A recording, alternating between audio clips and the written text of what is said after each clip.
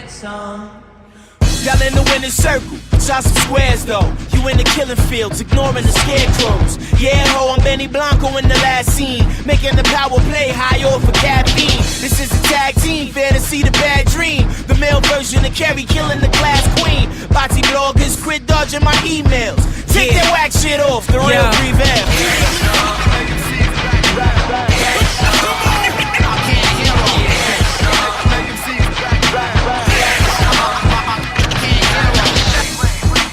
Welcome to Free Lunch Podcast, home of the New South Movement and the New South Movement Network. This is your boy Tight, one half of the Free Lunch Podcast. BG. What up? Welcome back, welcome back, welcome back. Oh, Eagle. Hey.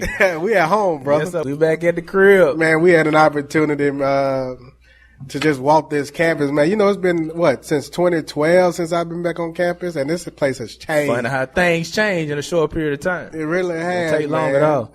Just walking down memory lane, walking in front of Parker Hall, seeing food trucks and all types of new arrangements on campus, the new student center. It's different. Stuff we never dreamed of when we was on the yards. They just stepped into the 21st century major around this thing. They really have. Yes, sir. Really have. Yes, sir. So excited to be back on campus. Had the opportunity to go talk to the mayor, man. The mayor. Our homeboy, our brother from another. Doing big things in the city. He been the mayor for a long time, though. F, baby. You got to say the F. Please say the baby. See, Frank Campbell. Man. Some good stuff, bro. It is some good stuff. Well, we got something for y'all today. Yeah, we really do got something for y'all today. We got C. Campbell sitting there for a minute too. C. Campbell, how you doing, sir? Man, I'm good, fellas. Man, it's glad to be back, man, with the family. Just want to say what's up to the world. What's up, Free Lunch Podcast, Family New South Movement. See Frank Campbell back in it one more time. There you go. That rapper intro. Got that rapper intro. So, BG, let's get into the purpose of why we here. Okay. Well, let me ask you a quick question. Yeah. Have you ever had a cha-cha or an electric slide as a smoothie? I don't know if I had the cha-cha. I think I had the electric slide, though. Okay. I think I did have the electric slide. Man, they got the cha-cha, man. They got this place on campus that's really making a lot of noise, just not only in the Auburn city limits, but just just nationally with some of the interviews that I've read, and really brought me to the attention of this one entrepreneur that I'm really excited to have on the podcast, to be introducing his story and how he's really just changing the game. Just a few of the drinks that he has and that they sell. You know, you can get that ooh kill him, ooh kill him, ooh kill him, ooh kill him, or you can get that tango, that tiger walk. You can get the whip or the nay nay. BG. It's a new twist. What we talking about, man? We talking about smoothies. If you didn't catch it, we talking about some of the most soulful, tasty smoothies around. I ain't never had nothing like it. And, you know, it's a whole nother level to this story that makes you even more excited. Homegrown for us, you know, stomping on these grounds. And then to see a young man from our peer group stepping out there doing it and doing it big, you know, it has a whole nother level to this conversation that we're going to have today, man. So let's get into it. But are we talking about smoothie? That's the question. Because I think on the surface level, we're talking about smoothies. But I think it's even bigger than that. And that's really what we want to talk about as we introduce this entrepreneur. This businessman, just a business state of mind from Anderson, Indiana. If I did my research right, played ball at Tuskegee University. One time to you. You gonna get into it? You know it. And you all heard the voice, but let's just welcome to the Free Lunch Podcast family, and to the show. Let's welcome Keon Davis. Keon, how you doing, sir? What's up, man? Y'all doing all right? And we blessed, man. We blessed. Glad to have you join us on this show. Man, I appreciate the opportunity, man. You know, it's the utmost, respect going to everybody with the Free Launch Podcast and everybody that's just making a movement on their own. It really is, man. And I don't know how many episodes you had a chance to listen to us, but BG and I really like to dig into your story. Mm-hmm. And we like to go take it back all the way to when you first just growing up in Anderson, Indiana, and really just from that journey fast forward to where you're at today. Yeah. Because a lot of that, we believe, throughout your journey and throughout your life cycle, you were being prepared for this moment. Oh, most definitely. So just taking a step back, really just wanted to talk about growing up in Anderson, Indiana. Really get to know you a little bit more. I know you come from a single parent household. Mm-hmm. You're the oldest of four, I believe. Yeah. Can you just kind of talk about your days in Anderson, Indiana, and what life was like back then? Man, that was the good times back in Anderson, Indiana. We the home of, when you think about Indiana, you think about basketball. Right. That's the stomping ground of the basketball. So, but growing up, sports was always an outlet. Sports was the outlet. Like you said, growing up in a single parent home, you always had to have some type of structure. And at an early age, my granddad introduced me to one of my basketball coaches. It was Charles Turner. And I think I had to be about 5. Man, I had the Horace Grant glasses. Man, I was all unorthodox, and but my granddad dropped me off at the boys club, and my coach was like, "Man, I got him. I got him." And so, just having that opportunity to be with him, it gave a lot of structure. A lot of other kids that I grew up with, we had different teams that we would play against, and they had all the athletes. They had a whole bunch of athletes on the team, but we would always beat them with a mixture team. Right. Just because of the structure and the base that we had. And I think that in itself gave me a lot of a perception of what I need to do in life, and in general. But other than that, man, growing up without your pops, that's a huge deal, and you can take that in any aspect. You can go any way. It can go left or right when you dealing in that aspect. You got kids that grow up without their pops that end up selling dope or going to jail or killing and stealing and robbing, or you got the type that grow without their father and use that as a tool, and so in school, everybody told you these statistics, growing up without a pops, most likely you're going to end up like this. And so I made a decision. I was like, you know what, man? I'm not going to let that hinder me. I'm not going to let you make me a statistic. I'm going to show you what I can do without it. And one in particular day, we had the Black Expo. We had the Black Expo down in Indiana. And this year you always had this 2-on-2 father-son tournament, basketball tournament. And at the time, I felt like I was one of the best athletes in my hometown, especially in my age group. But I never could play in that game, so it was one particular year I had to be about 11 or 12. And I was just watching the game, and I was sitting on the fence, and I was watching my homeboys play with their dads, and I was watching, my other friends playing with their dads. And I'm like, man, these dudes, man, I should be out there, But I just started bawling, crying. I'm talking about like my mama done beat me like I stole something, I'm bawling, crying. And so I just took off running home, and I took off full speed. My grandma, she actually lived on the next block over. I ran past her house about 2 miles to my house, and when I ran in the house, I ran upstairs and I ran in my bed, and I just cried myself to sleep. Just bawling, crying. And something happened during that time frame. Something big that happened in my life during that time frame was because when I woke up, instead of me having that anger, that hurt, that unwanted feeling, it turned into anger and having a chip on my shoulder to say, look, I'm going to show you what I can do without you. You know what I'm saying? I'm going to get so good that I'm going to force you to come to me now. I'm tired of trying to fill that void. I'm going to make that void come to me now. And so after that particular thing happened, everything in my life kind of changed because I started looking at things from a different angle, and so I think that was one of those things that really made me change the way that I think and change my mindset. What type of student were you in elementary school that you? Well, I was always when it came to schoolwork, I was always good. I was that student that would get A's and B's and a D in conduct. You know what I'm saying? I was the class clown. Yeah. I was always the class clown, or just wanted to I was always curious about stuff. I used to ask a lot of questions. I used to get in trouble for asking questions. My teacher would tell me that this was one way, and I'm asking her, well, why is it this way? Why is it like that? Even when it came to cuss words, I was always like, why? Who said that these words were bad? What makes these words bad? Who said that? Nobody could give me those answers, so I was that kid. Asked a lot of questions. What was your, you mentioned your dad, but had he passed away? Was he? Nah, my dad, my mom and my dad kind of met in Florida. That's where I was born, in Florida, St. Petersburg, Florida. But my dad kind of took a different route. He was in college in California. My mom, they weren't together and all that type of stuff. So it was kind of just a mixed up situation, So it was just always hey, it's just me and my mom's, Did you ever you try to reach out to them? Oh yeah, Try to plenty of make them time. a part of Yeah, your most life as you were going along? definitely. I tried to talk to him. I tried to reach out to him. I didn't know nobody on that side of the family, so I didn't really know how to reach out to him until I got a little older and was able to meet with him. You know what I'm saying?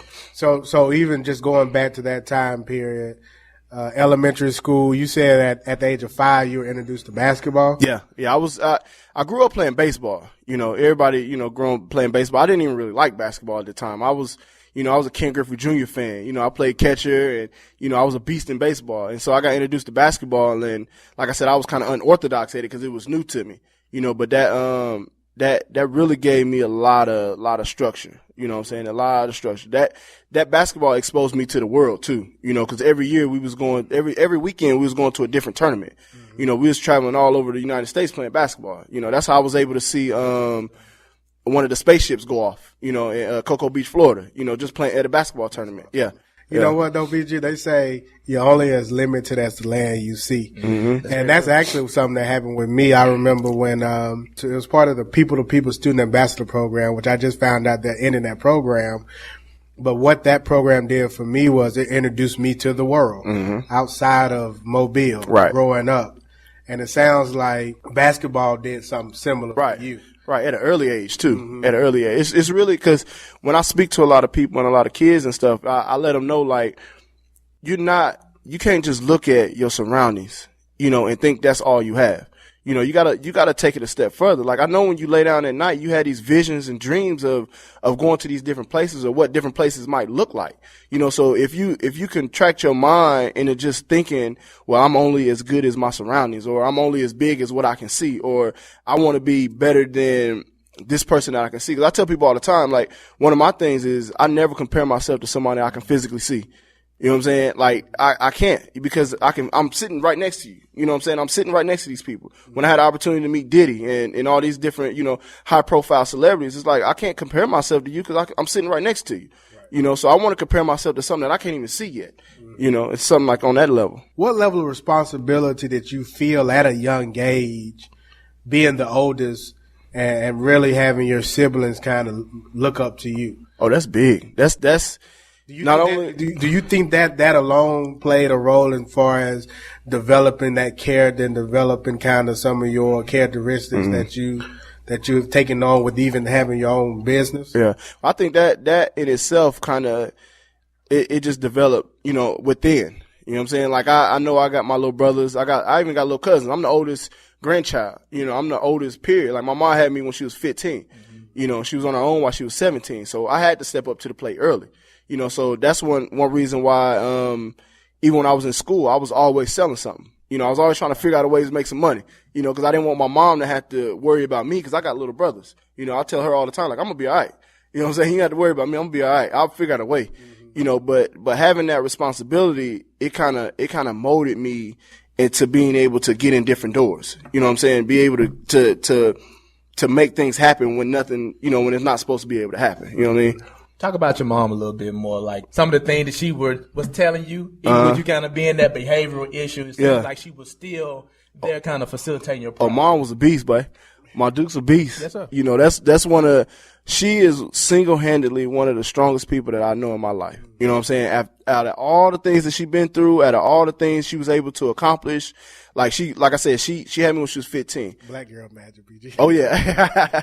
Man, and you think about it at this time and age, like a 15-year-old having a child, let alone not having that abortion, you know what I'm saying, for her to take that step and then to be on her own at 17. To say, you know what, I'm gonna handle this. I'm gonna do what I need to do. And she graduated from high school. You know what I mean? With me, she used to bring me to class with her. Yeah. She used to bring me to class. I used to be in the home ec class, all day while she was, this her calling me now. As we speak, And so, she's just a beast, man. Mm-hmm. All the things that she had to deal with, she had to make it work. It was some days that she went without because we had. And it was you remember those days? Oh man, I remember days where like we used to have to stay in like cause we used to move all the time, and I didn't know that. I thought everybody did this jump. We used to move all the time, and I just asked her recently. I'm like, Mom, why we used to move so much?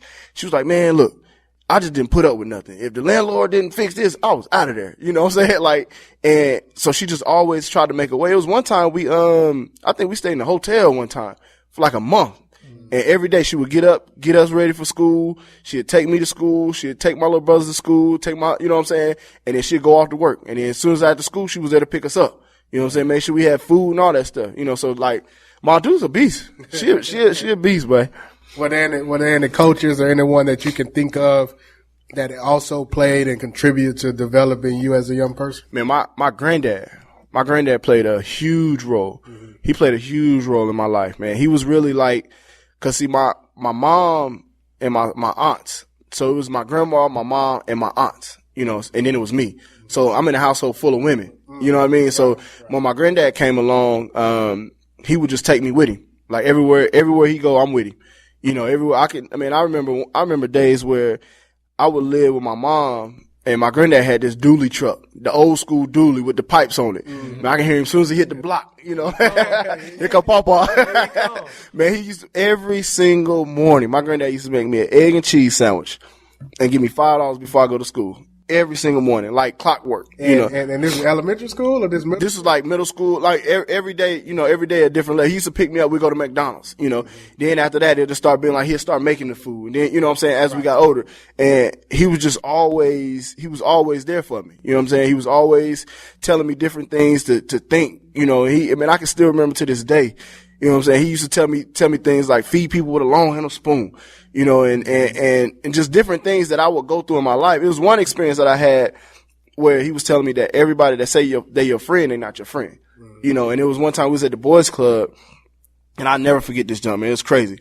And we decided to go outside and throw rocks at cars, you know, it was probably like 5 of us. Being bad. Being bad. You know what I'm saying? So we go outside. A grade, D conduct. Yeah. So we go outside, man, and so everybody pick up a rock. I pick up a rock.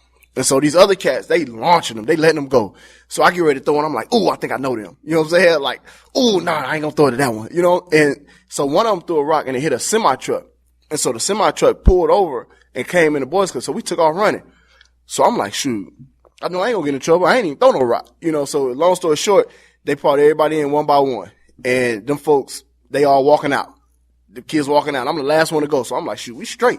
So I go in there. I find out everybody done told them that I did it. I'm like, what? I still got the rock in my pocket. You know, I know I didn't do it. So my granddad came up and he told me, he was like, look, man, everybody that think tell you they're your friend, they're not your friend. This is a prime example of it. Like, I've been telling you this for years, you know. So, I mean, he told me a lot of stuff, man. He taught me a lot of stuff. Putting all that together, I hear a lot of support, and then I also hear a lot of this determination story that we find in a lot of people that they just kind of make up in their mind that they're going to set their own standard, and you get in situations that kind of reinforce all of those lessons. Yeah, he touched on those pieces, right? Mm-hmm. But with the piece that we haven't got on is the confidence, because in order to be an entrepreneur, you have to be confident. Oh yeah. Now, BG, in my research, okay, I'm reading and I saw a line in one of the things that I saw about Keon that said, whatever sport or at any school, he started. Oh yeah. Oh yeah. That like being a man, starter. you got to be a starter, man. With that confidence. You ain't gonna start. Because he said that he went to a lot of different schools now. Yeah. And so he said regardless of where he was at, but to me that just shows also, it just talks to his confidence. Oh yeah. You gotta have that confidence, man, in yourself. You know, not alone with, and it's a difference. You know, some people think it's you know, they conflicted with being arrogant or thinking you better than everybody else, but it's just more or less of knowing, like, I know how hard I work. You know, I'm going to outwork everybody. I'm going to outwork every single person that's going to come up against me. I'm going to outwork them, you know, in some shape or way or form. You know, I feel like I can push myself to the limit. You know, I try my best to push it to the limit. I got more to prove.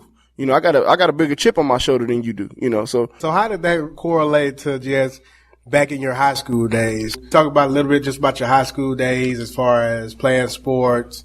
What type of student were you in high school as well? I was as far as academic wise, I was just more of an average student. But I really didn't have like that dog in me when it came to my academics unless somebody tried me. You know, unless it was like, You know, either you're going to do this or do that, you know, and then I'll put myself to the limit. But I was always focused on sports. You know, I feel like that was my ticket out, you know, was the sports and everything like that. So, I was a 2-sport athlete. I ran track a little bit too, but it wasn't like a big deal to me. I was more or less doing that to stay in shape, you know, but basketball wise, I mean, we got the second largest high school gym in the nation, you know, where I live at, you know, the Wigwam.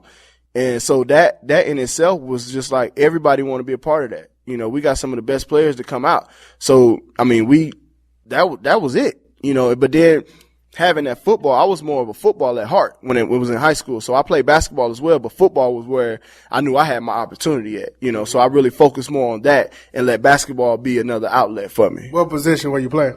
In basketball, I was playing everything from the point to the center. I was a defensive specialist. You know, I was that guy that was going to play their best player. I'm going to lock them down. You know, and that's where my pride took in. You know, I took a lot of pride in defense. You know, I think I still got one of the records for the most charges taken in a game and a season. You know, I was that guy, you know. I get you 8 to 10 points, you know what I'm saying? I'm gonna have about 5 or 6 steals as well, you know. Shut the best player. Oh yeah. What about in football? What position? I play quarterback in football. Yeah. So I was the general on the field. Yes, sir. Yeah. Can you talk about Know that, a little BG? bit about that. I mean, he said it, Yeah. general, man. Yeah. That's a whole nother aspect. Oh, yeah. As far as how you see life and your perspective. Oh yeah. You know, reading defenses is just like reading all of these obstacles and stuff. Oh yeah, it's like chess. So, yeah, I think that's why when I was little, man, I played catcher because I always got to touch the ball. That's you know what I'm saying? I always wanted to touch the ball. You know, and the same thing with quarterback. I know I'm always had a ball in my hand. You know, every single play. You know. So coming from Anderson, Indiana, how did you even hear about a school like Tuskegee? Man, this is a crazy story. Let me tell you this story. I was getting recruited. Like I did a lot of my own recruiting. You know, when I was coming out of high school, I was just sending my tapes out everywhere. I didn't care if they knew about me or not. Pre or post huddle? Yeah. Pre-huddle. Pre-huddle, yeah. Well, we had huddle back then, boy. Man, what? My little brothers got a huddle, man, and they huddle going off too. But I tell them all the time, like, if I had huddle, boy. And YouTube and the way it is, man, what? It would have went down. Yeah. But I was sending out VHS. I think I was the first era to send out DVDs.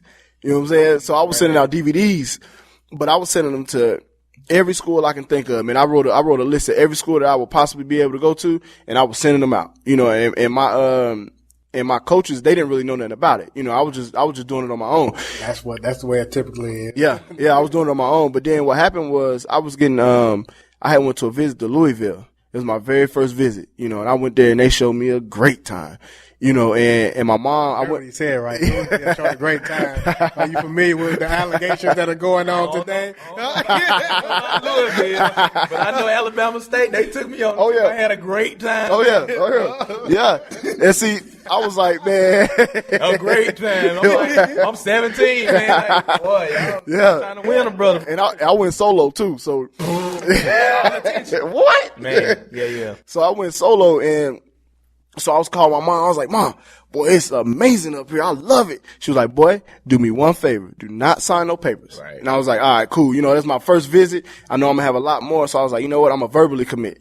And so it came down to it. And long story short, it came down to signing day. And so we got the whole press lined up, you know, got the table with the hat, you know, how they do media day and all that stuff for signing day. And it came down to it and Louisville didn't show up. You know, I'm like, wait a minute, man. I'm like, hold on, man. What's going on? So I called the coach. I'm like, Coach, what's up, man? And he was like, oh, man, you know, I'm proud of you, man. I'm glad you sent me your email and let me know that you was going to such and such and such and such. And at the time, I was like, well, I ain't got no email. You know, I ain't seen you no email. And he was like, well, I got your email saying that you was going to like the University of Indianapolis or some small school like that. I was like, man, you crazy. So what happened is he sent me the email and it came from my head coach. My head coach found out that I was getting recruited by them, sent them an email saying that I was going to like his homeboy school. Like, I guess he probably done promised his homeboy that I was going to come play for them. You know what I'm saying? It was like a D3 school or something like that. And I was like, man, I ain't do all that. So my parents got involved, my grandparents, the superintendent of the schools, like they got involved. They fired the coach. Like he can't coach nowhere else. And like it was a huge deal. And so like I was kind of hurt. You know, I was real hurt. I did all this stuff to to prepare to, you know what I'm saying, to go to the next level. And that's what I always wanted. So, my godfather, he was like, man, cause I was going to go to a JUCO in California. But he was like, I got some connections down at Alabama State. It's crazy you say that. Yeah. So, State, man. So he sent me, he was like, I'm going to send you a film out there. And Was Coach Harris at Alabama State then? Who was down there? remember. I think it was Barlow. It was the crew that had got in trouble with like partying with the student with yeah. the They went to TSU. They went to Texas Southern. Yeah, whoever had got I remember. that year, and so they was like, man, we want you. Right. They was like, we want you, but we can't offer you no scholarships because we lost a lot of our scholarships. You know what I'm saying? I was like, shoot, I can't pay for no school. You know what I'm saying? I'm straight. So then he was like, my nephew going to Tuskegee, and I was like, well, I mean, shoot, I can go play ball, whatever. You know, so he sent it to Tuskegee. So then Tuskegee hit me back. Was like, hey, we want you. You know what I'm saying? We want you to come down for a workout and see what we can do. And so I came down for the workout. That was my first time even on campus. You know, I came for a workout and I was like, shoot, let's do it. You know, and that's how it happened. Who introduced you to school? Because you said you were the first. From what I read, you were the first to actually go to college and graduate. Oh yeah. Where did that come from? Where did that desire to go to school, get this college degree, play ball, what have you? Where did that come from? Well, really, it was just more or less of like setting a new standard. You know what I'm saying? Like cause I mean, I always feel in my life that I can't do anything about what happened before me. You know what I'm saying? From me back, there's nothing I can do about it. That's just what it is, you know, but I can change everything that happened from me going forward. You know, so if I feel like on myself, and I had this written on my board at home, like I want to set the standard so high in my family. You know, I mean, I want to set it so high that if all my little cousins, my little brothers, everybody, if they're striving to be anything like me and miss, they'll be 10 times better than everybody else. You know what I'm saying? So that's how I live my life. And so that's what I wanted to do. Like, okay, I'm going to be the first to go to college and graduate. That means my little brother going to be the next one, you know, and then that means my little cousin going to be after that, you know. And so like just recently, I just came back from the University of Kentucky. My little cousin got a full ride academic scholarship. You know what I'm saying? So we went down there on his college visit. So that's one notch, you know what I'm saying, knocked off. So that made me feel amazing to see him do that, you know. So that's just kind of what the approach I take. Being an example. So coming out of high school, going into college, did you have in your mind what you wanted to do from a career standpoint? At first I always wanted to be involved in sports. You know, I always wanted to be involved in sports. And at first I wanted to be a sports trainer, you know, athletic trainer. And when I got to Tuskegee, they had an OT program. That was the closest thing that, you know, they had to that. So, I got into that program, but I didn't know that they don't accept C's. You know what I'm saying? You know what I'm saying? I didn't know they didn't accept C's, you know, so that's what I was used to getting. So I was like, hold on, man, I gotta change this up. So they got me eligible for school and eligible to play ball and all that type of stuff because they don't accept C's. So I was like, man, I gotta do something else. So I went into business, you know, and I figured with business, I started researching like everything's a business. Mm-hmm.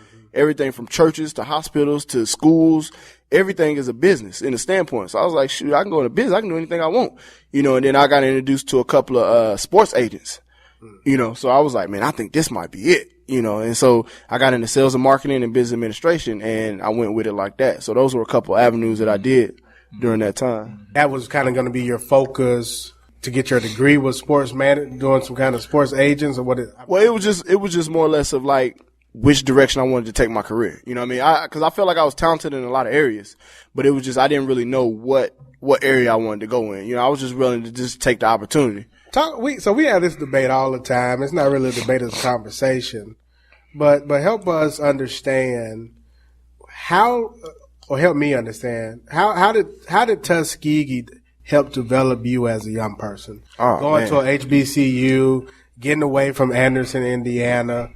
Can you kind of at least share with us how that university within itself kind of helped develop you? Well, they always talk about the Tuskegee experience. You know what I'm saying? When people think about Tuskegee, especially people that graduate and go to Tuskegee, they talk about that Tuskegee experience. What Tuskegee experience? Soul in or man, all of the coop, is that the Tuskegee? Well, you got to have a coop when you go to Tuskegee.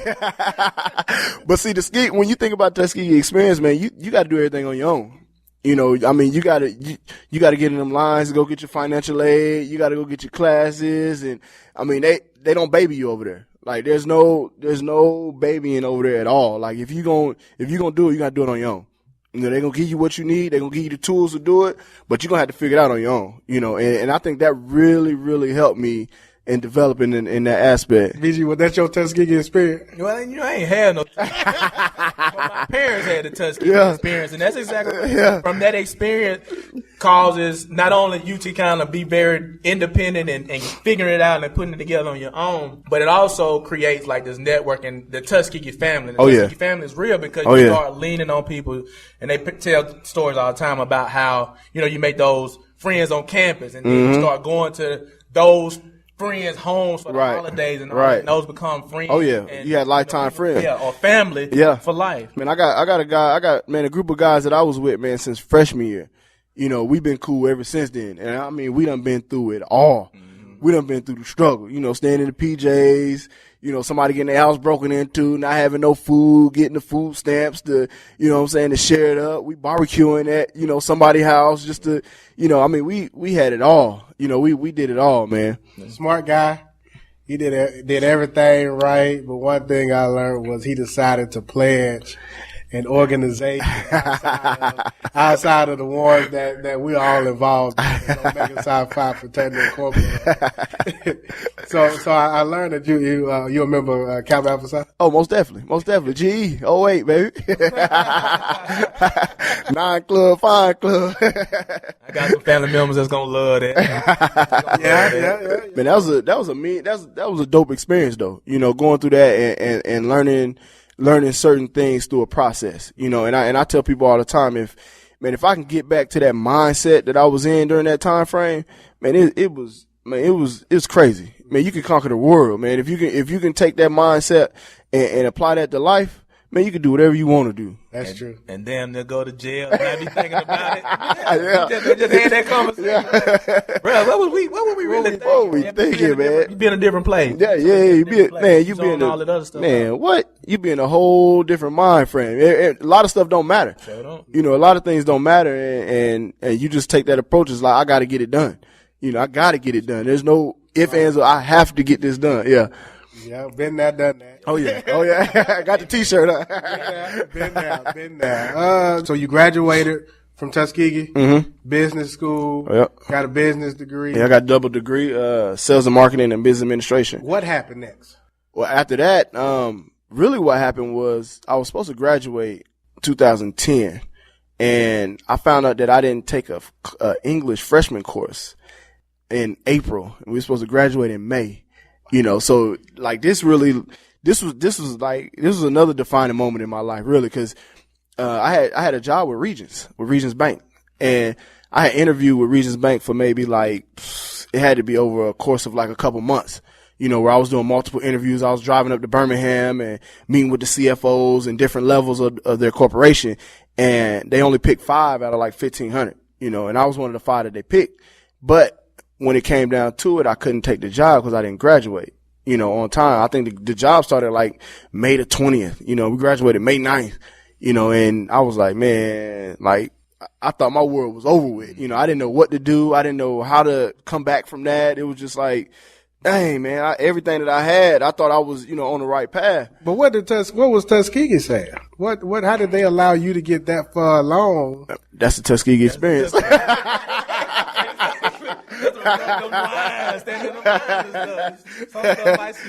man. Hey, I've heard that before. Man, you got to have. People find out at the last minute that they don't have a class that they should have had in order to get to where they were. Yeah. Man, it was a freshman English course.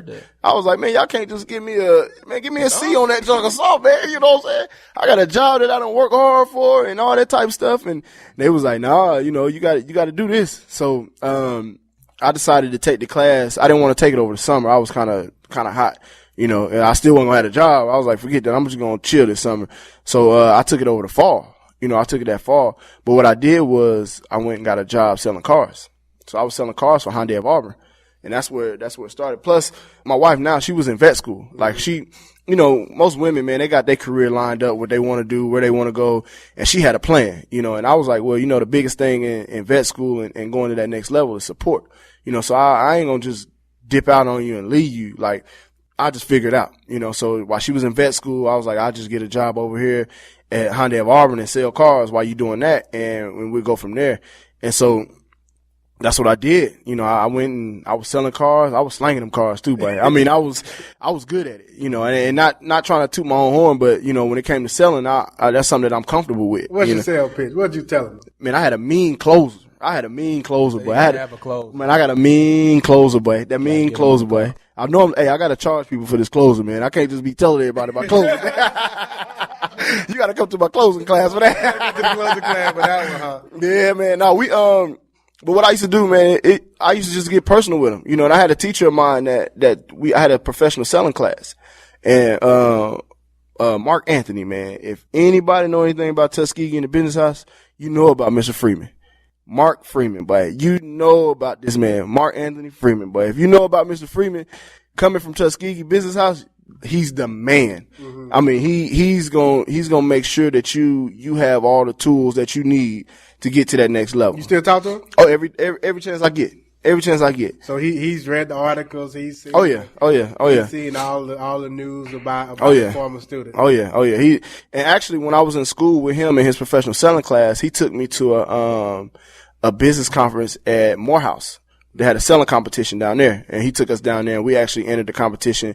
We didn't win, but I mean, I was pitching a entertainment company at the time, you know, right. Like throwing parties and how we can generate funds from that standpoint. But just having that experience and seeing, you know, what we can actually do. When you were on campus at Tuskegee, were you promoting that all, doing any promotion? Oh man, parties? I did all of them. They actually still doing a lot of my parties that I started. They still doing them today. Mm-hmm. Yeah, so it's Red. Nah. That's City Red. That's City Red. That might be before his time. Well, City Red got, the old school DJ now. City Red, yeah, man, we used to do, we got this one party that I did, and I started it. It's called The Transition. Mm-hmm. And, you know, at Tuskegee, all the freshmen come in a week before everybody. I've heard about you know, and so what I did, I was like, well, shoot, I'm going to be the first party the freshmen see. I'll be able to set the standard. You know what I'm saying? The freshmen coming in, you coming into college, it's your first college party. You don't know what to expect. You willing to pay your whole check if you want to, you know what I'm saying, just for that experience. So I was like, well, and my mindset at the time was like, I can bust their head as much as I want to and they gonna pay it. Mm-hmm. You know, so I took it upon myself to set that up, and I had a whole summer to promote it. You know what I'm saying? Cause over the summer, everybody on this whole Facebook, and I'm going here, going there as a freshman. So I was like, I got a whole summer to promote this party. Then what I did was I got tour buses to come on campus to pick the students up that didn't have cars. So you can buy a pre-sale ticket. That'll get you a ride on the bus there and back. You know, what was the party? At Extreme. At Extreme, yeah. Did we have Extreme? What was I don't know. Extreme? It was that. I don't know if it was Extreme. No, it used to be like a movie theater or something. Yeah, it was yeah. something. I can't even think what it was. I remember. Yeah. Across from right behind KFC. KFC. Yeah. Is that across from like the Atmosphere or something like that? That's what it was. The Atmosphere. It used to be the Atmosphere. Yeah. It used to be the Atmosphere. Yeah. Yeah. So that's where I did all my parties and stuff at, man. We did everything, man. We did a phone party. We did, I actually did a dance competition in Chappie James. Like I rented out Chappie James as a student. No SGA backing, none of that. But I had to go get it on my own. Was it just you, or was it also, your friends and your colleagues helping you throw these parties? No. I did it on my own. I just had a little crew. You know, I just had a little crew that wanted to, like my little jits that I took up under my wing at the time. You know what I'm saying? They wanted to party, and they wanted to get in all the parties, and you know how everybody, you know, when you're young, you just want to be the man. You know what I mean? So I took that opportunity to help them and show them that, you know, you can make your own money. BG, you hearing all the similarities, and you see why some people make why some people make it, and why he is who he is today, as far as with what he's been able to do with his business. Yeah. It's identifying a need and serving that need. Yeah. You know, but it's also the hard work and the hustle. Well, you got to put all that into it to make this mix that we call entrepreneurship. It's putting all those things together and getting something out of it. Oh yeah. So let's talk about the California raisins. Man, those were my guys, man. Man, California that's raisins. Classic. Man, that's part of our childhood. Man, I used to sit there and watch them things all day. And sales. Man, and people don't realize all they sold was raisins.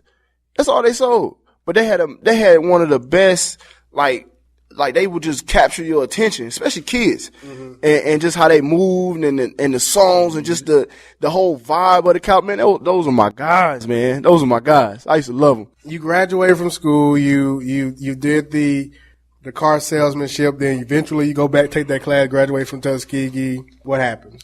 Well, I was still selling cars at the time, and I got pretty good. I was averaging like 16 to 20 cars a month, selling. And so I was making a lot of money doing that junk. And, it just so happened one month, I think I sold 22 and a half cars, man. I was on it, and I was like, man, let me see how much I done made the dealership, so I was doing the calculations on all the cars and how much profit I made and how much they sold it for and what they bought it for. And I was like, man, I made this dealership $280,000 by myself. You know what I'm saying? By myself. I'm like, man, I could be doing something on my own, man. And then at the time, they was just, they wouldn't let me, they was complaining about me taking off days. And, I wanted to go see my little brothers play in Huntsville. And they was like, no, you can't take this day off. This is the last day of the month. I'm like, bro, I done met my goal already. I done killed my goal. You know what I'm saying? Like, it's my off day. And so a lot of that played a factor in me, like saying, I'm just going to be a salesperson to them. I ain't going to never move up. I'm just going to be that salesperson. That's it. And so I was like, man, I can figure something out on my own. It just so happened, me and one of my friends was talking about how much excess money we spend. And I was like, at the time, like I said, I was selling cars. I was making a lot of money. Young, fresh out of college, I was blowing money. It was one week, I think I spent $1,500 in the bar. Just blowing it. And he was like, man, I got you beat. He said, bro, I spent $2,000 in the gym. And I was like, what? Right. Like, how you spend $2,000 in the gym? He was like, man, there's a dude in there. He got a smoothie bar and he sell this. He got that. He was like, man, I sell about $20, $30 with him every day. I'm like, wow. You know what I'm saying? Like, and that spark, I was like, shoot, I work out in the gym down here at Max Fitness. They got a spot that they got a smoothie bar, but they ain't doing nothing with it. You gotta ring a bell if you want service, or, you know what I'm saying? The smoothies counterfeit. I was like, shoot, I'm gonna see what they doing with that. I can probably do something like that. And so that was like the initial idea, of me doing the whole smoothie thing. How did you go from the idea to go? Because, we all come up with ideas. We all say, man, this is what I want to do. I want to do this. But that hustle in you, or that something is different that triggered that go. Really, it was crazy because right during that time frame, I was reading the book The Alchemist. You know what I'm saying? One of my favorite books. Oh, man. Actually, it is my favorite book. I was reading that book, man, and it was just something that was just resonating with me, and it felt like I wasn't feeling my purpose, and I was just selling cars. I was sitting at the car lot, and during that time frame, I had made up in my mind I was going to sell one car a day, and as the other time during the day, I was just reading the book, and so that book helped me to really get up and go, and it was like, this is an opportunity. Shoot, let's do it. Let's do it. The worst thing can happen that it won't work. And then you can always go back to sell cars. Everybody hire you to sell cars. You know what I'm saying? Go into that gym and the one that you was working out at, and you just have a conversation with, like, what actions did you take? You went to go, you just go. I just talked to the manager. I was like, hey man, what y'all doing with this spot over here? And he was like, man, honestly, we trying to get rid of it. And I'm like, well, what I need to do to get it, and he tried to Hollywood talk me and was like, oh, we got to talk to corporate and see if corporate allow this and all that. I'm like, all right, man, whatever. So I knew I was going to have that spot. So after that conversation, I went back, and that's when I started these plans. That's when I started planning. Like, I know I'm going to have a spot, so I need to go ahead and start getting my plan together. So it took me from that initial conversation with him, it took me 3 months to open up. And it was just making up plans, making up names. And then I told my wife, dad actually had a smoothie bar back in Baton Rouge. It was called Smooth Encounter. And he was like way above his time. Like, he was way before his time. Like, everything was fresh squeezed. He had marble countertops, and it was dope, and he, after Katrina hit, all the prices went up on his fruit and everything, the way that he was doing it, so he ended up shutting it down. So when I told him what I was doing, and I was like, bro, I just need recipes, and so he sent me his whole business plan, it was like, use what you need. So did he, man, that's something right there. Yeah. That's perfect. That's perfect. And that's an omen, and that's like how the universe kind of works itself out. Right. Like, if you knew at that point that you had that spot, because you kind of spoke that into existence. And then you get started putting action together and actually start putting your plan together. Right. So 2 questions, actually. How did you eventually did you go to corporate? Did he have to go to corporate, or did you just how did you get your foot in the door? I just kept asking him. You know what I'm saying? Cause I go in there every day to work out. So every day I go in there, I keep asking him, hey, what corporate say? What corporate say? You know what I'm saying? They give you any answer back. And so I just kept asking him, you know, and then eventually he was like, look, man, all right, this is what we can do, you know? And I was like, there it is. That's all I needed, you know? Did he ever think about how much extra income could have been coming into his place? Because you said that what he set up he had was not functioning. So right. They were just, I mean, it was a dead spot to them. You know what I'm saying? It was just a dead spot. If it did something, it did. It was just over there. You know what I mean? So that's kind of how they looked at it. But I looked at it as opportunity. I mean, did they have equipment in there? Did you go purchase your own equipment? I purchased my own equipment. Basically, it was just a space. Yeah, they had space. They had like a smoothie area. Right. They had stuff over there. You know what I'm saying? But I didn't use none of that stuff they had. You know, they had a bunch of stuff over there, but I mean, it was another smoothie company in there previously, and the folks just left out of there, and then they just left everything in there. So they just had the staff, like the person that ring you in the front. Somebody, that whole thing like that. Yeah. Just wasting time. So you started, so you invest in your own equipment. What you started buying? What was some of your the first thing I bought was a blender. I bought a refurbished blender. How much? I think that blender was like $500. Yeah. And I was like, man, ordinary blender. No. It was, and that was refurbished. You know what I'm saying? So it was like, I was like, my mindset was, I'm gonna just start with what I got. You know, I'm gonna get as much as I can and just start from there. You know, and so I got that one blender and I got that one freezer, and then I started buying products after that. You know, and I was like, this gonna work for me. You know, and so my mindset was just sell, and then I can buy another blender. You remember the first day? Oh yeah, I remember the first day. It was September the 12th, 2011. What was it like? Oh, it was amazing. I got there like 7:30. I mean, I got there early. I got there real early. I set up shop. I had everybody, you know, they had a little classes and stuff coming out. And see, my main thing, I was always like talking to people. Like, hey man, come here, man. Let me try this. You know, I had a bunch of samples out ready to go. And I still remember my first two customers to this day. Mm-hmm. Yeah, Tammy and Linda. So you were not. So at this point, you're no longer with selling cars anymore. Nah. Let me tell you this thing. Man, I left this thing like I'm about to drop the mic on their butt when I left. You know, my last month, I was like, man, I'm out of here. So my last month, I sold all them cars. And so the day I got my check from them. And my manager at the time, she was like, she met with everybody and she was just going off on everybody. Just like, man, y'all not doing it. I'm like, man, I'm thinking to myself, like, I'm about to leave.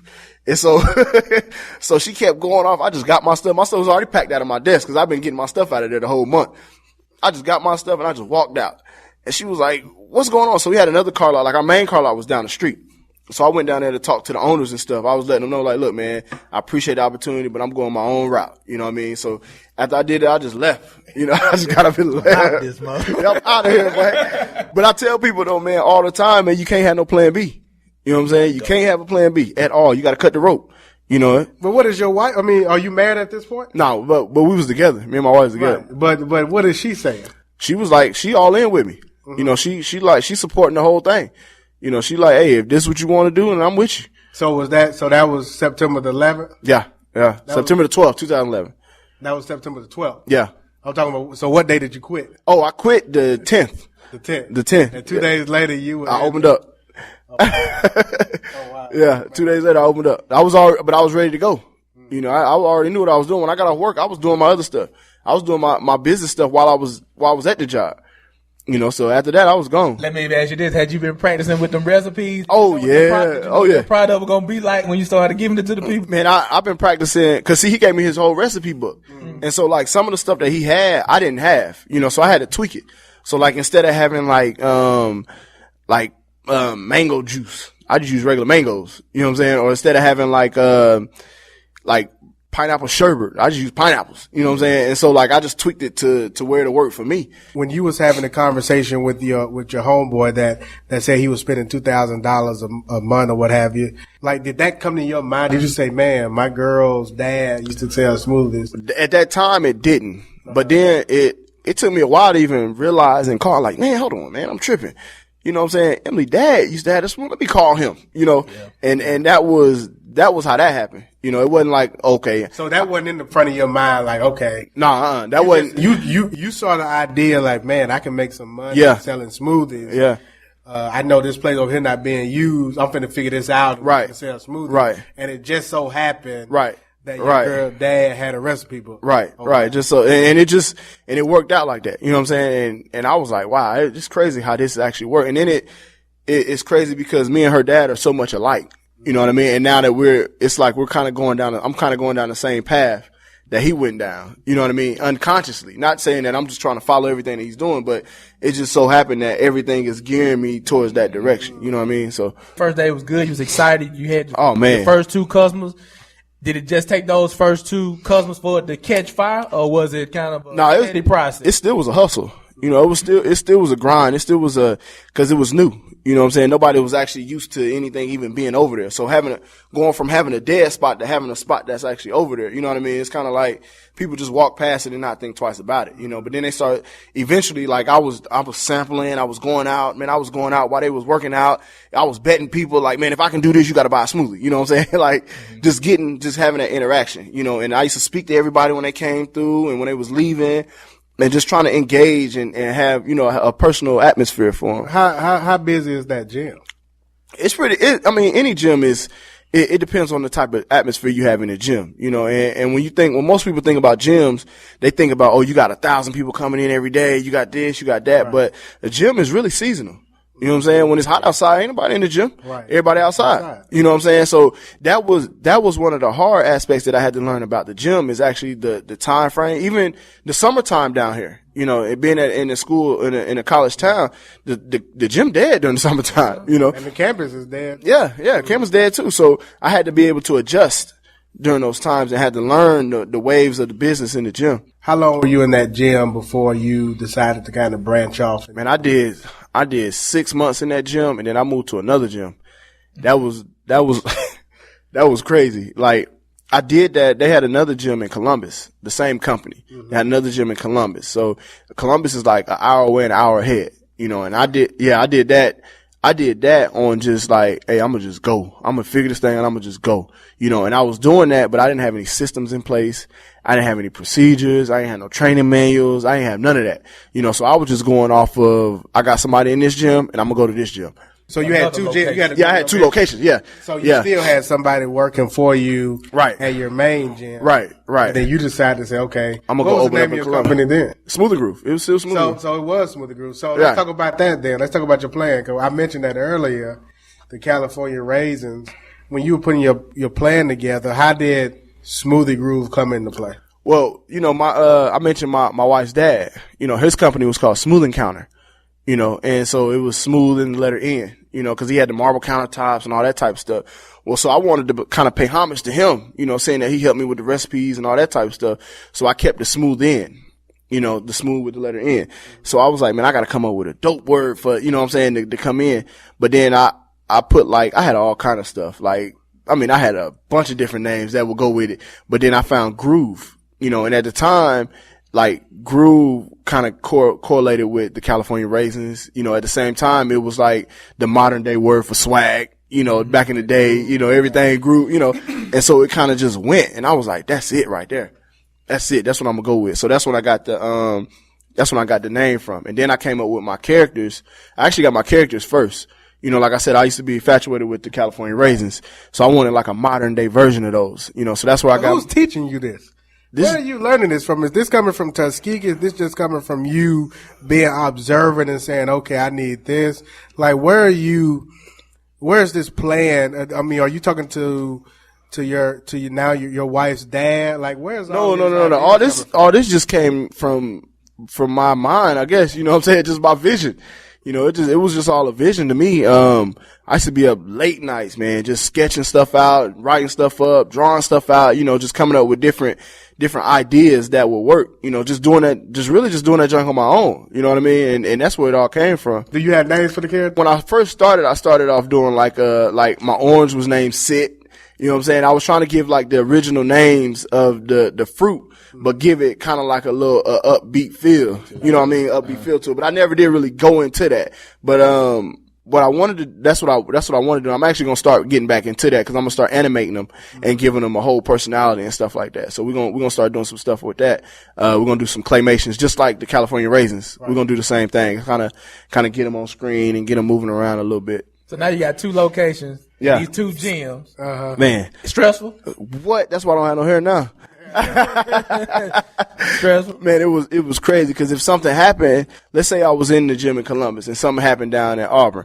Well, I'm an hour away, you know what I'm saying, and an hour ahead. Right. So it would just have to be messed up, you know what I'm saying? I can't just leave and then, right. You know, I don't have nobody in place. So it was one of the hardest decisions was me to close that gym down, you know, in Columbus and focus my time and my efforts in one location and build from there. And that was just one of those blessings that, you know, once I did that and made that decision to close it down, the same week on the time that I was supposed to be in Columbus, I was in that gym working out, right?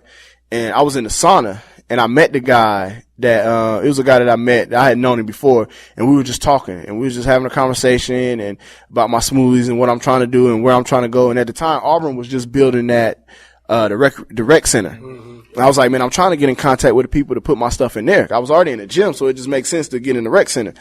And so when I did that, it was like, okay, well, I'm the guy, my boss is the guy that bring people on campus. So I'm like, wait, like, come on, man. But, and all of this is just the alchemist coming into for That's it. And that's what I'm thinking about. Like, come on, man, this is crazy. Like, right. You telling me that as soon as I close this down, the same week, now we finna, you know what I'm saying, take this approach. So, and when they asked, they was like, have you ever thought about putting your smoothies in the truck? And I was like, you know what? I had thought about that, but I hadn't thought about how I would do it. You know, he was like, well, we got this new concept with these food trucks. If you can put it in the truck, we can make it happen. I was like, say no more. And he said this to you? Yeah. So once I met with his boss and everything, it was like, shoot, let's do it. You know, and so from there, I found me a truck. And I found a truck. It's crazy, man. It's now that I think about all this stuff now, it's crazy how all this stuff happened. Cause at the time, once I knew that I was going to get a truck, I started putting $100 back a week to go towards the truck. You know what I mean? From in the gym, I put $100 back a week. And so from there, I had saved like $2,100. And I talked to one of my frat brothers that used to work for Frito-Lay. Mm-hmm. And I asked him like a couple months beforehand, I was like, bro, y'all got any trucks over there y'all trying to get rid of? You know, he was like, man, you don't want none of them trucks, man. They raggedy, man. You don't want them trucks. So I was like, all right, cool. So one day, the alchemist, back in my head, the voice popped in my head like, hey, call G-Tip. You know, and I was like, man, he just said he ain't had no truck. You know, I'm thinking to myself, and it was like, just call him. So I called him. I was like, hey, bro, y'all got some trucks over there? He was like, man, you know what? We got about 2 or 3 of them we finna get rid of. So I'm like, man, that's crazy. So then he was like, well, give me till I get off, I'm gonna give you the information over there. And I was like, man, I know G2, he gonna forget. You know what I'm saying? So I was like, that's my friend, brother. He gonna forget. So what I did, I looked up all the information and then I gave him a call and they was like, hey, we got some trucks for sale, but you got to do it on a little auction. You know, so I talked to the mechanic and everything. He was like, the truck dope. You know, we just can't use it right now. You know, we're trying to get new trucks in or whatever. And so I went on the auction site. This is like a couple weeks later. I went on the auction site and I'm watching it. I'm going through the little auction stuff. I'm waiting. I'm at home at this time and, you know, I'm waiting on a little bid to come in and it started off at like $500. I'm like, oh, bet. So I'm waiting till the time run out. And long story short, I bid on it. It kind of get up to like 1,800. Mm-hmm. And so I bid on it. And then so the time run out. So I'm thinking I won. But afterwards, it would give like people like a couple more minutes just in case they wanted to bid again. It'll refresh itself. So I'm like, dang. So somebody bid it again. So then it got up to like, I had $2,100 and I put that in there. And me and my wife, she was sitting there with me and I put that $2,100 in there and I just bagged away from the computer. I was like, babe, if it's supposed to be, it's going to be, you know what I mean? This is all I got anyway. You know, so I did that and the screen refreshed. And so I was getting up. I was like, oh, I guess it ain't me.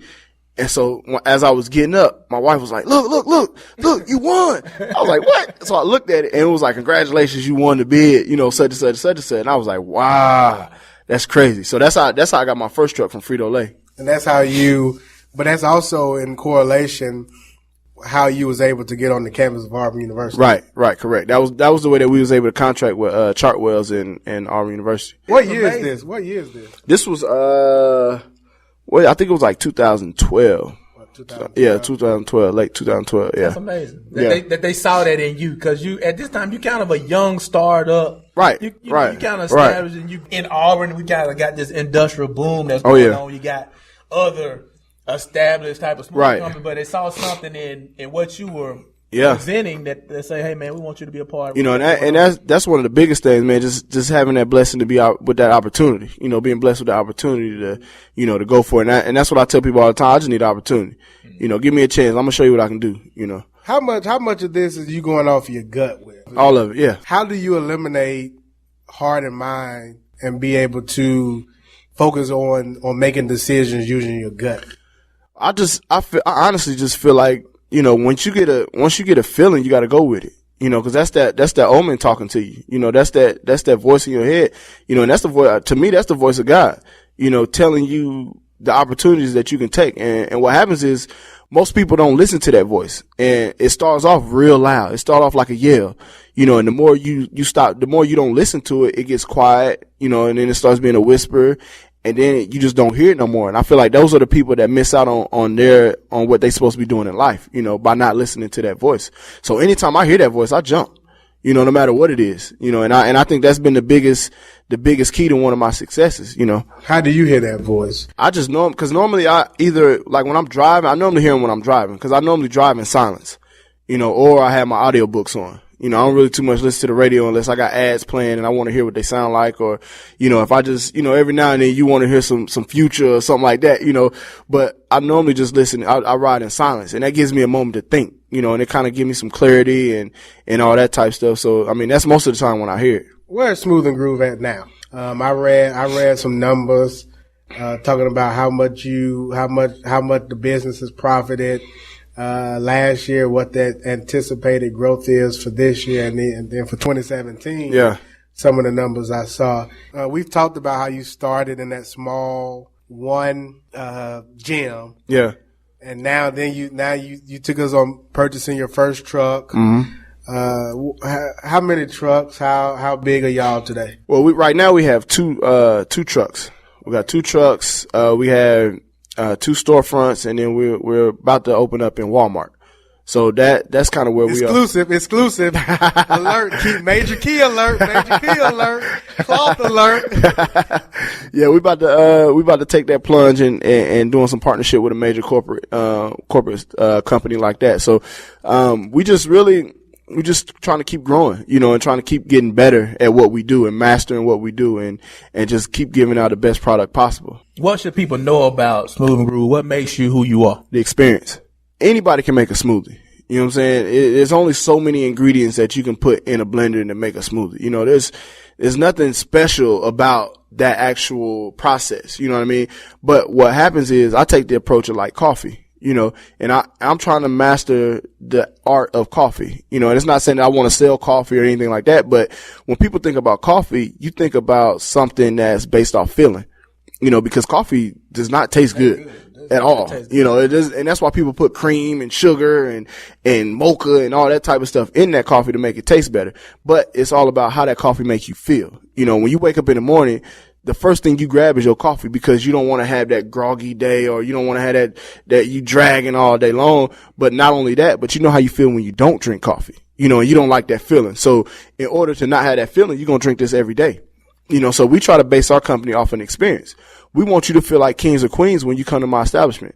You know, we want you to feel like no matter what happens with your day, we're going to make your day better, you know, just by coming to purchase a smoothie with us, you know, and it's not only just the product, but it's the whole nine, from the music that's playing, you know, to the friendly service, to the smile. Cause I mean, you never know who day you can make by just smiling. You know, you never know. Like one of my things that I have all my staff do is we compliment everybody, no matter what it is. And it's true and genuine. You know, you might have on some dope shoes or something. We're going to compliment you on that, boy or girl. You know, we feel like nobody really compliments people like they should, you know, just giving people their just dues. You know what I'm saying? And that's how we feel like we'll get that edge, by having that personal and that relationship with people. Most of the people don't even have to order when they come because we know what they want already. And bro, I'm going to tell you like this. We passed by the truck, Mm-hmm. and what you said is true. Your staff there, as we were walking up, you know, they greeted us. Oh, What's yeah. going on, fellas? What can we get y'all Oh, today? yeah. Oh, yeah. Oh, yeah. Talk about that, though. It's like you have a vision as an entrepreneur and the lead of the business. You have a vision of kind of that experience, what Right. you want it to be. How do you convey that to people that are coming in, that are working for you or as staff working along with the team? What I try to do is like, I don't feel like people work for me. You know what I'm saying? I feel like we work together. You know, we're just a team, and I'm a player coach. You know what I'm saying? And that's how I take the approach to my team, and just trying to show them that vision and show them the possibilities and the opportunities that we have. Cause I like misfits. You know, I like the people that's been counted out. You know, I want those people. I want them because they dogs. You know what I'm saying? They hungry. They dogs, and nobody's giving them an opportunity because one thing or another, you know. And those are the people that I like because I know they gonna go get it.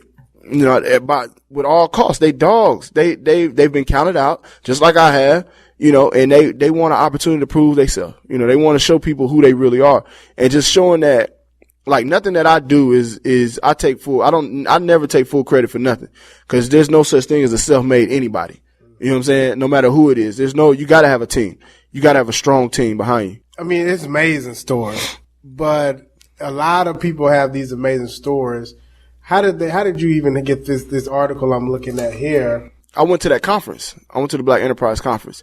And what I was doing was I was trying to do their elevator pitch competition, which I'm going to do it this year. Last year I didn't get picked, to do their competition, but this year I'm going to do the competition. I'm going to win that competition this year. I'm going to tell you that now. But when I went to the competition, I was watching the competition, and the guy was like, "Hey, anybody want to come up there and pitch their business? Come on." And so I was the first one up there. You know, like, you ain't got to tell me twice. I'm up here, you know. And so I pitched my business, and it was like the first day. And ever since then, everybody was asking about the business. Everybody wanted to know about the business and all that type of stuff. And it just so happened that I knew some people from the Black Enterprise. They was like, "Hey, let's do this article."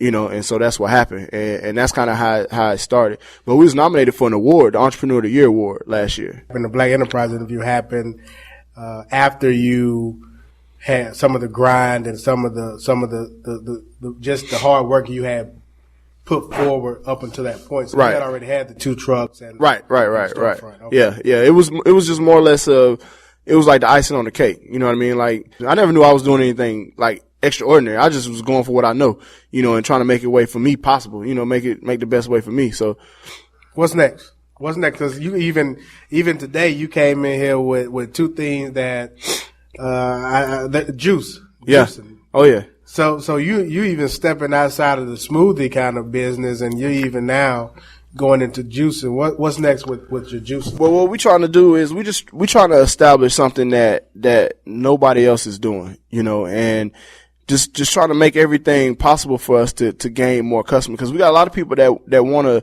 purchase our product, but they live so far away. You know, I can't ship a smoothie out. You know what I mean? I can't send a smoothie out, you know, so we start getting into our apparel line, you know, we start getting into our hats and hoodies and, you know, just different way. And I look at it as marketing. You know, I like to see people in my stuff.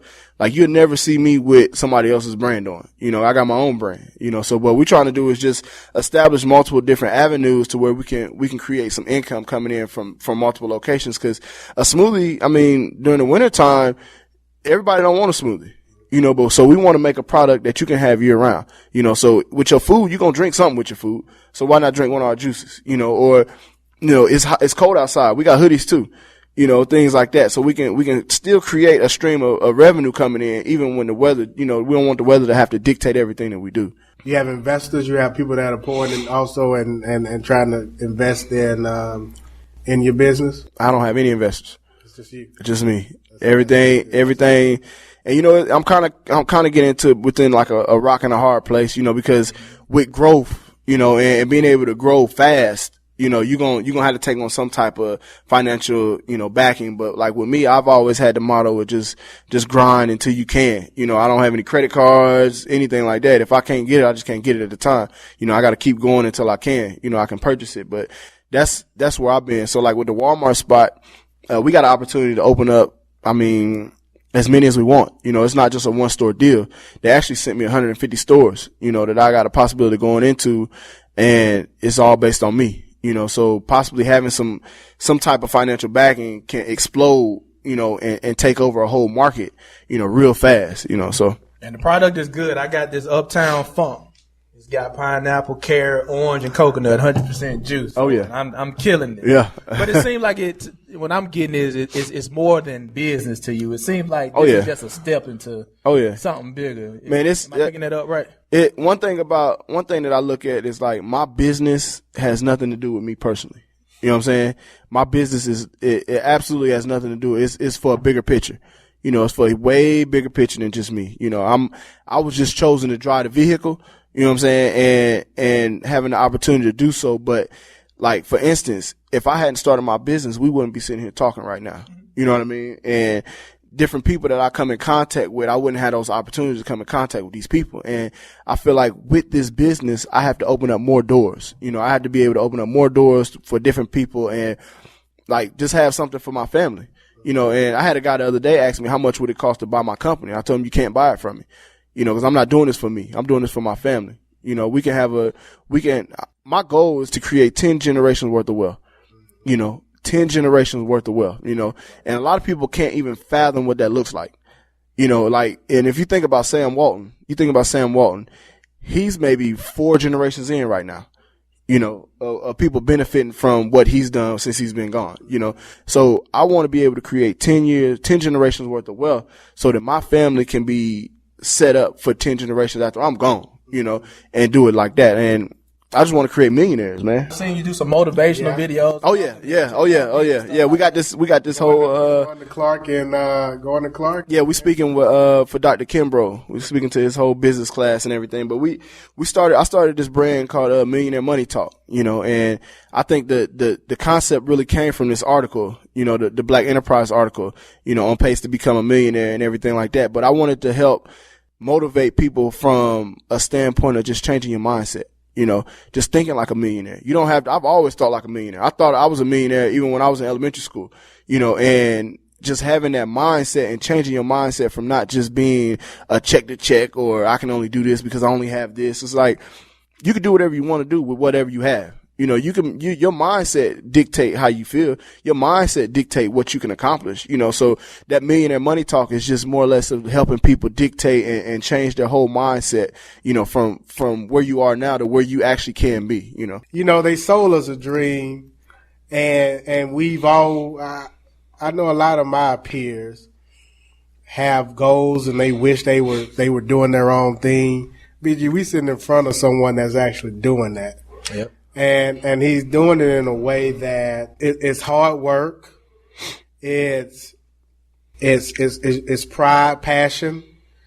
And he's creating this experience that, I mean, it's amazing. Yeah, man. This is the story. We need this example. Now, this is the story. This is what people need to hear. And they need to also, I mean, you said some things to me that'll just apply to me in general. When I talk to somebody that's read The Alchemist, yeah, that alone lets me know what their thought process most is and where they most going. definitely. So when you can say The Alchemist, Celestine Prophecy, Seed of the Soul, not sure if you read that one yet. Mm-hmm.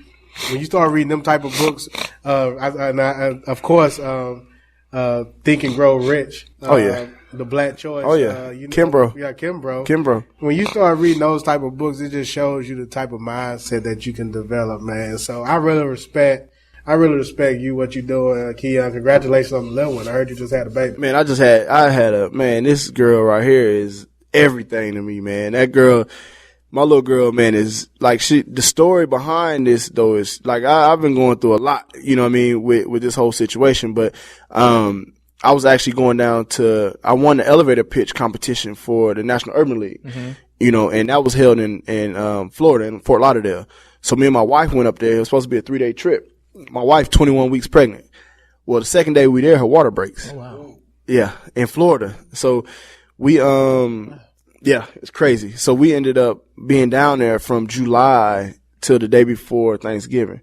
You know, so her water breaks and, you know, you can't have no baby at 21 weeks. 21 weeks. You know, so it was that moment right there was a defining moment in my life as well, you know, where it was, you know, I had to rely on God and just my faith and knowing that everything gonna be all right. And I gotta be the strength and the rock of the family. So, with that, I mean, my wife just showed so much strength. Like she was on bed rest for 7 weeks.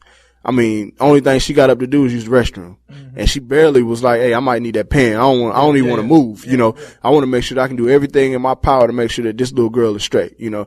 And she did that, you know, and we had her at 27 weeks and she came out 1 pound, 13 ounces. Like, I mean, she didn't have a heart rate when she came out.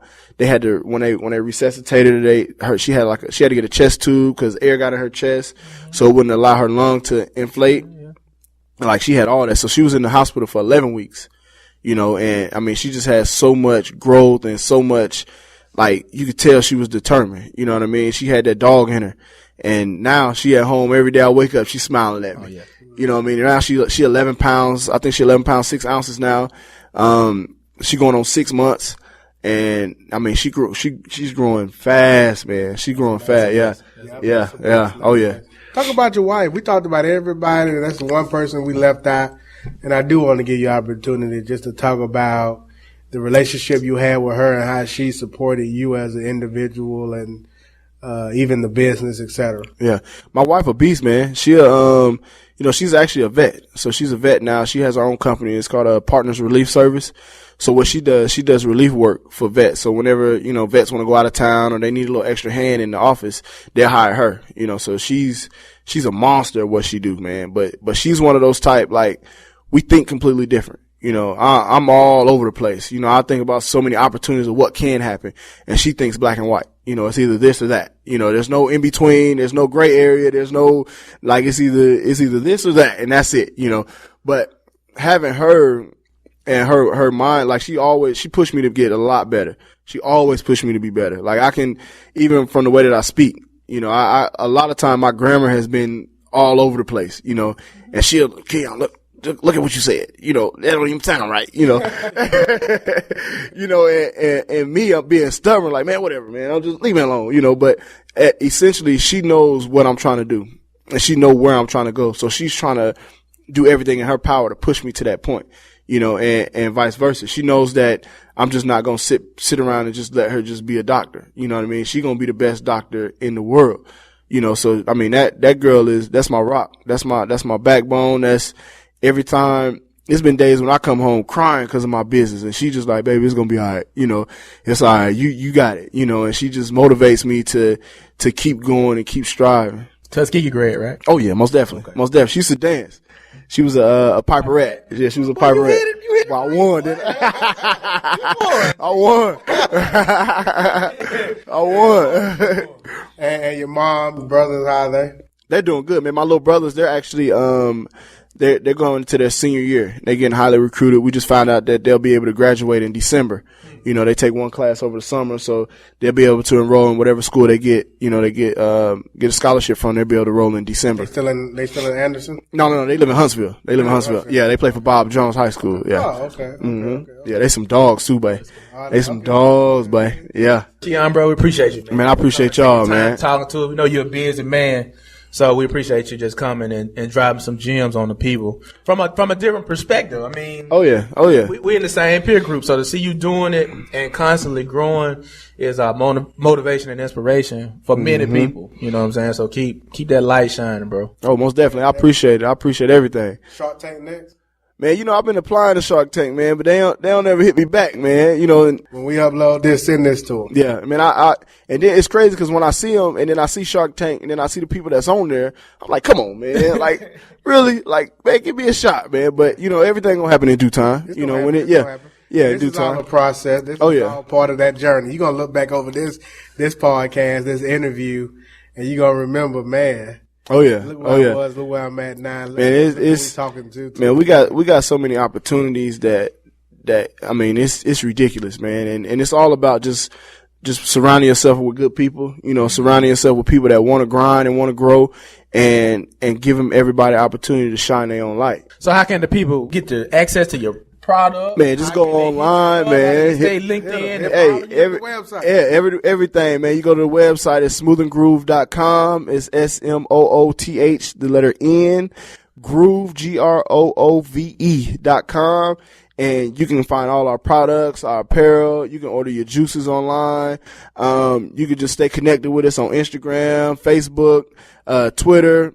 All of those is just Smooth and Groove. Just type in Smooth and Groove and we'll pop up. You got a truck on Tuskegee campus? Man, Tuskegee playing, man. They playing. See the vision. They playing. I actually got a couple events I got to do for them What's the professor name? Oh, Freeman. Freeman. Freeman. Freeman. Man, Freeman ain't got no pull on the whole. Yeah, he ain't got no pull like that. But they got some things that they gonna square away, and we got a lot of opportunities though, man. We like I said, we take them for when they come. When they come, we always ready for them. We stay ready. You got to get ready. So yeah, stay ready. You ain't got to get ready. Shout out to Juicy from the Ricky Smiley Morning. Yeah. What's up? How can the people reach us? Hey man, we are the Free Lunch Podcast. You can catch us freelunchpodcast.com. Also Instagram, Free Lunch Podcast. Same thing. Twitter, Free Lunch Pod C, and on YouTube. Oh, hold on, before we go, bro? I had one thing I was supposed to say, BG. What? So I didn't even say that. You got Energy, you got the electric slide, the cha-cha slide, Soul Train, Zumba, the Roger Rabbit, the Twist, the Running Man, the Quan. Them your Energize. You got Big and Built. You got the Bossa Nova. Bossa Nova, the Dougie, the Flit, Peanut Butter Jelly, Superman, Frozen Hot Cocoa, the Whip. For the Slim and Trim, you got the Quick Step, the Flamingo, the Foxtrot, the Hustle Limbo, the Nay Nay, Tiger Walk, the Ooh Kill 'em. And then that Sweet and Low, you got what you got? You got the Butterfly. The Butterfly. Oh yeah, the Butterfly, the Jigglebug, the Ola, Mamba, Macarena, Tango, Red Nose, like a red nose. And then you got that Do It for the Vine. For that Sweet and Low. BG. No. I don't see a Free Lunch Podcast on here. Maybe after today that might change. Well, we might have to change. We might have to get one of those on there too. We got that. Hey, we just made that dab too. Yeah, we got the dab. We got that dab too. Yeah. Do you still do events? I know at one point in time you were like, if people having the events, they called you out. Would you? Oh yeah, most definitely, man. We got all kind of. You can go to the website and just go to the informational page and we can we bring the event, man. We done weddings, we done birthday parties, we've done. I mean, anything that you can think of, we there. BG, we got the dab there. We gotta get this Free Lunch Podcast on. Oh yeah, we gotta get that. Some kind of. Oh yeah. We need a little strawberries, some bananas. Get that FLP. How can the people reach us, BG? You told them already. I already did that. Man, I just had to make certain I get that up in there for the people, because the people want that FLP. Yeah, we on iTunes, SoundCloud, man. So just check for this interview right here. You'll definitely get something from it. This is the way we do it each and every Thursday. And don't forget, we got Retroscope Podcast on Mondays. That's with our homeboy BG and the Shy Peacock, another Tuskegee grad. Oh yeah. We got the D1 Sports Talk Podcast with myself and Coach. We got the Girl Talk Podcast on Friday. So, and then of course we got this podcast, the Free Lunch Podcast on Thursday. So we got a network of ourselves. Oh yeah, y'all. Yeah, I like that. Yeah. So tune in to this one and to the other catalog of podcasts in our network. I am your boy Tight. BG27 Kid. It's Keon Davis, man. Smoothie Groove on. And we are out of here. Peace.